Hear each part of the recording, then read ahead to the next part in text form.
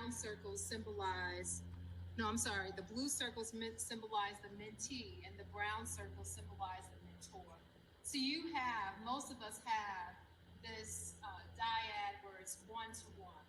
And then you can see as you go through multiple, there's opportunities to, in these models, to also have multiple mentors, which is a benefit.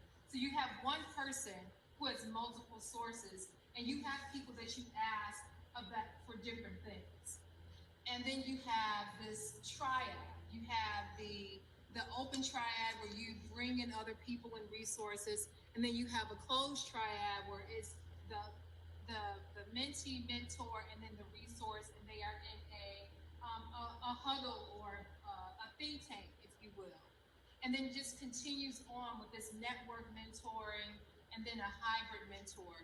This is, some of us may have the opportunity where we're just one-to-one.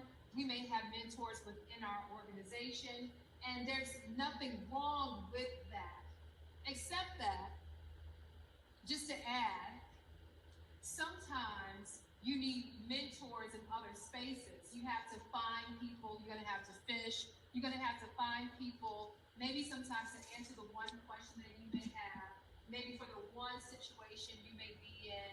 And it's not from a perspective of, did you work at ABC Clinic? Tell me how that was at ABC Clinic. Not from that perspective, but I am thinking about transitioning from this current role to this other to this other clinic.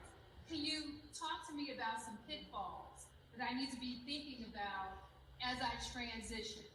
I'm thinking about moving forward in this area of my career. I want to transition from autism-based clinical work, and I want to do more school-based clinical work. Can you give me some guidance on how my resume should look?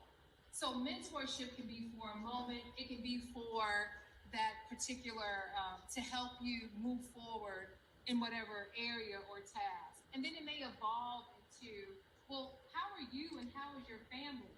How are you going to navigate all the things that you do and still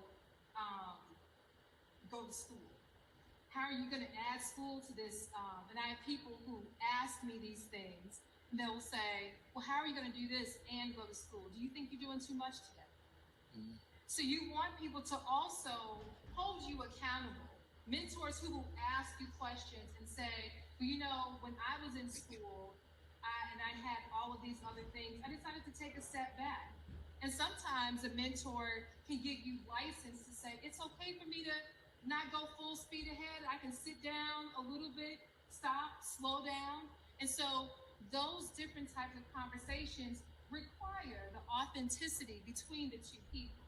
It requires the authentic truth about, you know, no pride, this is what is happening.